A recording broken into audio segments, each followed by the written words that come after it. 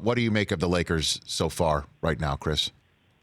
I mean, regardless of what happened in Indiana, they Right. are well ahead of virtually everyone's expectations. I mean, there are things with the Lakers that you should have expected. I mean, Anthony Davis looking like the MVP that he has played like for the last few years is to be expected.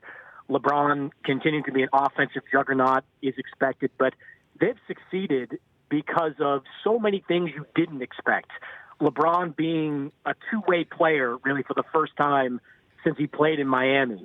Frank Vogel being the right man at the right time for that job and really pushing all the right buttons.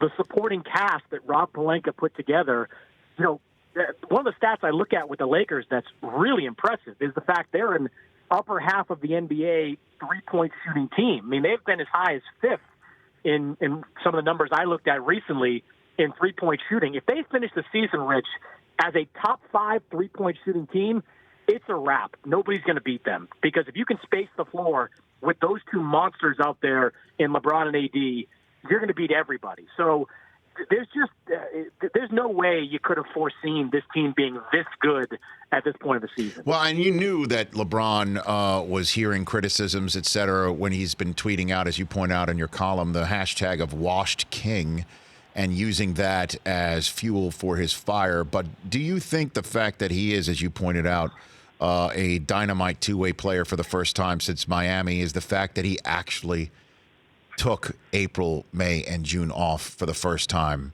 in a long time? Do you think that has something to do with it?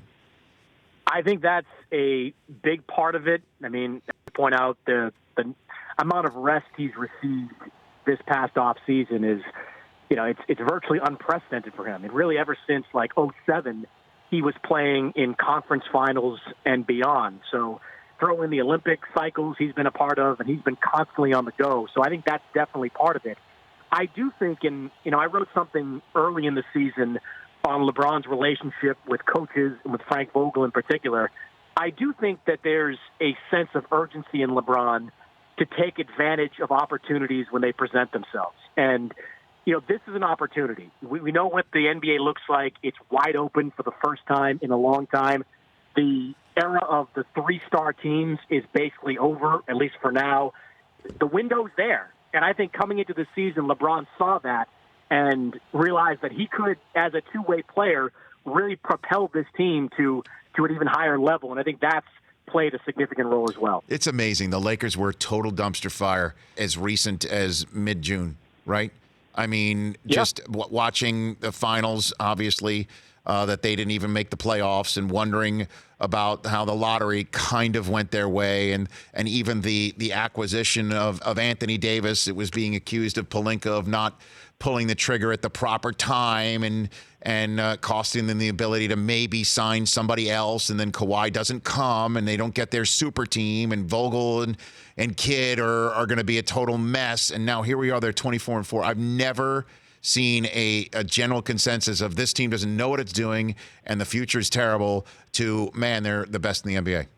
It's amazing. Yeah, I mean, every button that they've pushed over the last, let's say, 4 months has worked. I mean, it's not Monday morning quarterbacking with me. I've long been a supporter of Frank Vogel. I mean, what he did in Indiana, I think people just forgot about. I mean, that team was a mess when he took over, and he led them to back-to-back conference finals while developing Paul George and others, while rehabilitating Roy Hibbert out there. I mean, he is a really good coach. But the most surprising part was Pelinka's ability to bring back the guys that worked for this group, that being Rondo and JaVale McGee, taking the chance on Dwight Howard. I mean, look, I wrote this in my column. Dwight Howard 2 years ago averaged 16.5 points and 12.5 rebounds while playing 81 games for the Hornets. And the only offer he had then was a 1-year-plus offer from the Washington Wizards. Even if you knew nothing else about Dwight Howard, that says everything you need to know, that a guy averaging 16 and 12 at the center position could only get one offer. But he has come in there and actually backed up his talk. He has said, I'll be a role player. I don't care about numbers. I'll come off the bench. And he's done exactly that for the first time in his career. That's one button that you never would have expected to be as impactful. For more of The Rich Eisen Show, tune to Audience Channel 239 on DirecTV for free on BR Live or download the Rich Eisen Show app.